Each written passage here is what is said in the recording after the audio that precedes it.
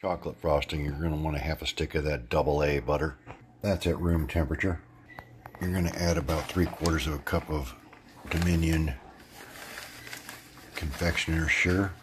I don't know, maybe 3/4 of a cup of sugar there. Then you're going to get a couple big old spoonfuls of some cocoa in there. Maybe like, I don't know, half a cup. That looks pretty good. You're going to want just a tiny bit of salt in there, about that much.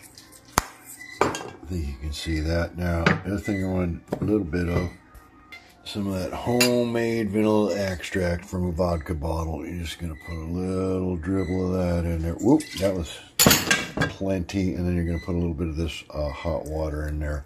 You're going to whisk that down. Start whisking it. And there you go. That is some delicious chocolate frosting right there.